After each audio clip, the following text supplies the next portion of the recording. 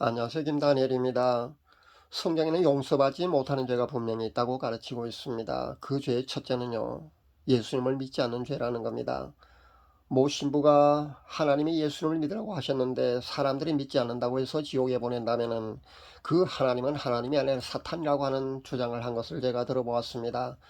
아무리 천주교가 만민 구원론을 주장하고 있지만은요, 정말 신부 예배에서 어떻게 저런 엄청난 말이 나올 수 있을까 싶어서 전 이 이야기를 들을 때 한동안 충격으로 멍해졌습니다. 이것은 하나님께서 인류를 구원하시기 위해서 독생자 예수님을 십자가 위에서 그렇게 희생하시기까지 해서라도 우리를 구원하시려는데 그 하나님의 크신 사랑을 외면한 인간들이 당연히 받아야 할 가장 큰 죄에 속합니다. 그만큼 우리 인간들을 사랑하셔서 구원의 길을 이렇게 열어주셨는데 외면하고 받아들이지 않으면요, 하나님께 가장 큰 죄를 짓는 것에 속한다는 겁니다. 그래서 하나님의 이 구원의 공식, 그러니까 유일한 구원의 방법을 거절하게 되면요, 당연히 지옥에 갈 수밖에 없다는 겁니다. 두 번째, 용서받지 못할 죄는 성령 회방죄, 즉 성령 모독죄라는 겁니다. 마태복음 12장 31절에서 32절에 보면은요, 그러므로 내가 너희에게 이르노니 사람의 모든 죄와 회방은 사심을 얻되 성령을 회방하는 것은 사심을 얻지 못하겠고, 또 누구든지 말로 인자를 거역하면은 사심을 얻되 누구든지 말로 성령을 거역하면은 이 세상과 오는 세상에도 사심을 얻지 못하리라. 은사중지론을 주장하면서 방언을 귀신 방언이니 뭐니 하는 사람들, 축사 사역하는 것을 귀신 운운하면서 이단이니 삼단이 하면서 정죄하고 비판하는 사람들, 하나님의 음성을 듣거나 꿈이나 환상을 본다고 하면 귀신의 음성을 듣는다면서 색안경부터 끼고 보는 사람들, 아예 대놓고 성경이 완성된 후부터는 성령님의 모든 은사는 중지되었기 때문에 이 모든 것들은 가짜라면서 그렇게 그런 사람들을 혐오하며 비판하는 그런 목회자들과 크리스찬들은 성령 해방죄, 즉 성령 모독죄를 짓는다고 보시면 됩니다. 예수님께서 이 성령 해방죄를 언급하신 배경도 보면은요, 귀신 들려서 눈물고 벙어리낸 자를 예수님께서 고쳐주셨을 때 바리새인들이 귀신의 왕 바알세불을 힘으로써 쫓아냈다고 그렇게 한 것에 대한 예수님의 반박이라는 겁니다. 그래서 모든 성령님의 은사를 귀신 운운하면서 그렇게 비판을 하게 되면요, 성령 해방죄, 즉 성령 모독죄를 짓는다는 것을 우리는 알아야겠습니다. 조심할 수 있어야 합니다. 방언을 두고 귀신 방언이니 비판하고 조롱하는 목회자들과 크리스찬들은요, 자신들이 지금 용서받지 못할 엄청난 큰 죄를 하나님께 짓고 있다는 것을 분명히 알 수 있어야 합니다. 세 번째 용서받지 못할 죄는요, 666 짐승의 표를 받는 것입니다. 계시록 14장 9절에서 11절에 보면은요, 또 다른 천사 곧 셋째가 그 뒤를 따라 큰 음성으로 가로되 만일 누구든지 짐승과 그의 우상에게 경배하고 이마에나 손에 표를 받으면 그도 하나님의 진노의 포도주를 마시리니 그 진노의 잔에 섞인 것이 없이 부은 포도주라. 거룩한 천사들 앞과 어린 양 앞에서 불과 유황으로 고난을 받으리니 그 고난의 연기가 세세토록 올라가리로다. 짐승과 그의 우상에게 경배하고 그 이름의 표를 받는 자는 누구든지 밤낮 쉼을 얻지 못하리라. 아마 자유의지를 상실해서 회개가 안 될 것으로 저는 봅니다. 하얀 신발 말입니다. 666 짐승의 표, 그 하얀 신발 맞은 거 말입니다. 자유의지가 혹시라도 만약에 순교하는 그 순간까지 만약에 남아있다면요, 회개하고 순교하면 됩니다. 그렇다면 구원을 받을 겁니다. 그러나 제가 보기에는 거의 다 아마 마지막 최종적으로 접종 증명으로 주어진 디지털 양자적 문신 같은 거나 타투 형태의 어떤 마지막으로 실제 칩을 아마 받지 않을까 저는 생각해 봅니다. 그래서 좀비처럼요, 5G 주파수가 만약에 가해지면은요, 자유의지를 상실한 좀비처럼요, 그렇게 되지 않을까 저는 추정해 봅니다. 그래서 자유의지를 상실하게 되면요, 누구나 자유의지가 없기 때문에 순교할 수가 없게 된다는 겁니다. 제가 본 것도 분명히 맞으면 영원한 지옥으로 보았거든요. 단 95% 정도가 식염수였는데요. 그 식염수 속에 유전자 변형 물질이 들어있지 않거나 아니면 극소량이 들어있어서 그때까지도 만약에 자유의지가 그때도 남아있다면요, 순교할 수 있으리라고 저는 생각해 봅니다. 저는 유일하게 그렇게 희망을 가져봅니다. 그렇지 않는 경우라면요, 저는 어렵다고 봅니다. 그래서 앞으로는 부스터샷 3차 4차 이거 계속 아마 맞게 할 텐데 맞지 마시기를 제가 다시 한 번 더 권면드립니다. 제가 최종적으로 접종 증명으로 실제 칩을 받을 거라고 분명히 그렇게 말씀드렸습니다. 아마 그럴 겁니다. 현재 최첨단 칩은요, 양자전 문신, 그러니까 타투 형태로 그렇게 개발되어 있습니다. 우리나라도 문신, 그러니까 타투 법안이 그 국회에 상정되어 있다는 걸 여러분 아마 들어보셨을 겁니다. 이 모든 것이 여러분 그냥 우연히 일어나고 있는 일이라고 보시면 안 된다는 겁니다. 이 모든 것들은요, 딥스의 명령을 그 세계 각국들이 그렇게 충실히 따르고 있다고 보시면 됩니다.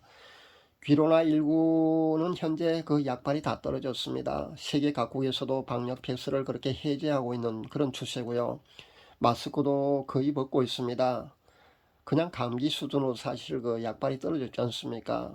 그런데도 우리나라는요, 대선을 앞두고 있기 때문에 이용 가치가 있기 때문에 아마 해제하지 않고 아마 계속 나가지 않을까 저는 생각해 봅니다. 대선 전까지 말입니다. 참 최근 그 정보에 의하면 예멘에서 그 천연두 확진자가 3명이나 나왔다고 하는 것을 보았습니다. 킬거시가 그렇게 언급했었죠. 아마 그러고 나서 이것이 나온 것을 보면은요, 천년도 프로젝트가 아마 가동되고 있는 것이 아닌가, 그렇게 시작된 것이 아닌가, 그렇게 예의주시해 보아야 된다는 겁니다. 기로나19 이것은요, 사실 약발이 다 떨어졌기 때문에 다른 방법이 어떤 무엇인가가 분명히 나올 거로 저는 그렇게 생각해 봅니다. 이상 언급한 세 가지 죄 말고는요, 모든 죄는 사실 회개하면 용서함을 받을 수 있는 죄라는 겁니다. 이 세 가지 죄 말고 가장 큰 죄는 또 배도라는 죄라고 저는 생각해 봅니다. 배도라는 죄가 또 남아 있습니다. 그런데 성경적으로 보아도요, 금송아지 배도나 솔로몬 왕 때 그 배도나요, 남유다와 북이스라엘 그 분열 왕국 그 시절의 그 결과로 본다 해도요, 배도는 그 죄는 하나님이 가장 싫어하는 죄 중에 하나라는 겁니다. 그 한 국가가 멸망할 정도의 그 아주 큰 죄에 속합니다. 왜 그러냐면요, 배도는 영적인 간음에 해당되기 때문입니다. 하나님이 가장 싫어하는, 하나님께 반역하는 것이 되기 때문입니다. 육적인 간음도요, 성적인 문제는요, 몸 안에 지는 죄라고 해서 큰 죄라고 성경은 기록하고 있지 않습니까?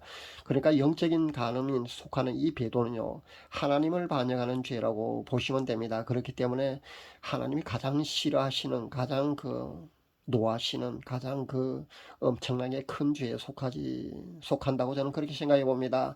그런데 왜 여기 용서받지 못할 죄에서 빼고 그렇게 제외했느냐고 아마 그렇게 물으시는 사람이 아마 있을 줄 아는데요. 근데 성경적인 근거를 보면요, 금송아지 배도 때 이거는, 아니면 솔로몬 왕 시대 때 그 배도, 이거는 분열 왕국 시대의 배도, 이건요, 모든 배도가 회개가 없었다는 겁니다. 그렇게 회개가 없었기 때문에 멸망한 것으로 그렇게 보여집니다. 금송아지 배도만 해도요, 하나님이 대노하셔서 그 출애굽한 이스라엘 백성 모두를 그렇게 진멸해 버리시겠노라 그렇게 선언하시고 그렇게 하나님이 화를 내셨는데요. 근데 모세의 간청으로 다 죽은 게 아니라 3천 명만 죽었다는 겁니다. 3천 명만 죽이는 것으로 그렇게 넘어갈 수 있었다는 겁니다. 지금 한국 교회 WCCW, NCCK 이 배도 말입니다. 한국 교회가 한국 교회 차원 아니면은 각 교단 차원에서의 공식적인 탈퇴와 회개가 반드시 뒤따라야 됩니다. 그렇다면 하나님의 긍휼하심을 우리가 기대할 수 있다고 저는 봅니다. 개인 중보 회개 기도로는 개인 구원만 가능할 뿐요. 그리고 마지막 심판의 도구인 그 전쟁의 규모나 피해 경감 정도는 우리가 기대할 수 있지 않을까 생각해 봅니다. 그러나 개인 회개로 그런 중보로는요, 한계가 분명히 있으리라고 저는 생각해 봅니다. 이것은 차원이 다른 그런 죄이기 때문입니다. 국가적인 차원의 죄는요, 국가적인 회개가 뒤따라야 되고요. 교회 차원의, 그러니까 한국 교회 차원의 그런 죄는요, 한국 교회 차원의 죄가 그런 회개가 뒤따라야 된다는 겁니다. 회계도 차원이 다른 문제이기 때문에 아마 그렇지 않을까 저는 그렇게 생각해 봅니다. 그런데 개인 회계로 그런 중보로는 제가 분명히 한계가 있을 거라고 저는 봅니다. 차원이 다른 문제이기 때문에 그렇다는 겁니다. 반드시 한국 교회 차원에서 회개가 아니면 용서함을 받지 못할 것으로 저는 봅니다. 그렇다면요, 속량적인 그런 하나님의 심판이 반드시 주어져야 합니다. 이것이 바로 하나님의 공의에 의한 섭리라는 겁니다. 그렇기 때문에 그대로 되어야 된다는 겁니다. 저도 한국 교회 배도에 관해서 사실 5년 동안이나 그렇게 회개를 줄기차게 외쳐왔습니다. 회개를 외치는 것을 사람들 좋아하지 않습니다. 개인 회개도 그 죄에 대해서 언급하는 것도 사실 그다지 좋아하지 않지 않습니까? 그런데 저는 5년 동안요, 사실은 한국 교회 그 배도에 대한 그 회개를 줄기차게 외쳐왔다는 겁니다. 근데 무명의 외침은요, 너무 미미해서 효과가 거의 없었습니다. 어쩌면 이렇게 끝까지 가는 것도 결국 성경의 예언이 이루어지기 위함이 아니겠는가 하는 그런 생각도 저는 해봅니다. 안타깝지만은요, 결국 마지막 하나님의 심판의 도구까지 결국 쓰여지고 나서야 한국 교회는 정신을 차리지 않을까 그렇게 생각해 보기도 합니다. 이런 이야기를 하면 괜히 마음이 무거워집니다. 분위기를 바꿔서요, 누구나 죄로부터 자유롭지 않다는 말씀을 분명히 드립니다. 성경에 나오는 위대한 인물인 그 대단했던 사도 바울조차도요. 그러니까 성령 충만한 그 사도 바울조차도 죄 문제로 고민했었지 않습니까? 오라 나는 공고한 자로다. 누가 이 사망의 법에서 나를 구원해 줄 것인가. 그렇게 그 사도 바울조차도요. 이렇게 죄로 인해서 한때 고민을 했었습니다. 그 성령 충만한 사도 바울조차 그랬다는 겁니다. 그런데 우리 같은 사람들이 오죽하겠습니까? 사도 바울은요, 독신이었거든요. 결혼을 하지 않았습니다. 그 사도 바울이 독신으로 산다는 게 쉽지 않지 않습니까? 그렇게 죄로부터 그 생각의 단계부터 차단하면서 그렇게 아마 죄로부터 넘어지지 않고 그렇게 성화의 삶을 살기는 아마 힘들었지 않을까 저는 생각해 봅니다. 그런데 그게 가능하냐고 제게 묻는 사람이 혹시 있을지 모르겠는데요. 저는 분명히 가능하다고 분명히 그렇게 말씀드립니다. 왜냐하면요, 제가 한 5년 동안 그렇게 해보니까요, 분명히 가능하다는 겁니다. 성화의 어느 단계에 들어가게 되면요, 분명히 생각 단계에서 죄가 차단되고요, 좀 더 그 영적으로 깨어 있을 때는요, 분명히 무의식의 영역까지도 죄가 컨트롤 된다는 겁니다. 그러니까 여러분도 용기를 내시기를 바랍니다. 그리고 넘어진다고 해서요, 실망하지 마시고요, 다시 그렇게 일어설 수 있기를 바랍니다. 죄는요, 가급 즉시 그 자리에서 생각나는 생각 그 즉시, 아니면 죄를 지었을 때 즉시 회개할 수 있기를 바랍니다. 늦어도요, 하루가 지나가기 전에 꼭 회개할 수 있기를 바랍니다. 신앙이 하루 단위라고 제가 분명히 그렇게 말씀드렸지 않습니까? 그렇기 때문에 회개도 반드시 하루가 지나기 전에 그렇게 회개할 수 있기를 바랍니다. 그리고 죄는요, 생각 단계에서 바로 차단하고 그렇게 회개할 수 있어야 합니다. 그 단계에서 바로 차단한다면요, 죄로 연결되지 않습니다. 그러니까 그렇게 한다면요, 여러분도 성화의 어느 단계까지 분명히 진입할 수가 있을 줄 압니다. 그 지경까지요, 그런 경지까지 도달할 수가 있다는 겁니다. 반드시 그렇게 실천할 수 있기를 바랍니다. 몇 번 그렇게 훈련을 하다 보면요, 성령께서 바로바로 죄된 생각을 사탄이 집어넣을 때요, 바로 자동적으로 그 생각 단계에서 그렇게 차단할 수 있게 됩니다. 실제 한번 해볼 수 있기를 바랍니다. 분명히 그렇게 될 수 있습니다.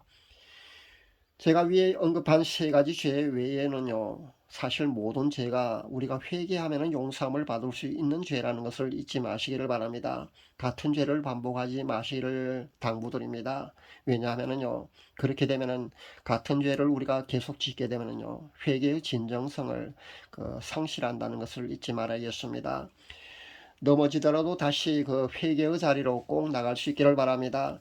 개인 경건 훈련, 그러니까 개인 영성 생활을 하루 2~3시간씩 꼭 실천할 수 있기를 바랍니다. 그래야만 영적 전투에서 우리가 승리할 수 있는 것은 물론이고요, 죄로부터 그렇게 자유로운 경진 깊은 성화의 단계로 반드시 그렇게 들어갈 수 있습니다. 그렇기 때문에 하루 2~3시간 영성 생활은 반드시 필요하다는 것을 잊지 마시기를 바랍니다. 그러면은 여러분이 성화의 어느 단계에 반드시 들어갈 수가 있습니다. 그러면은요, 자동적으로요, 여러분에게 휴고 신부로 낙점받았다는 그런 통보를 받을 수 있다는 겁니다.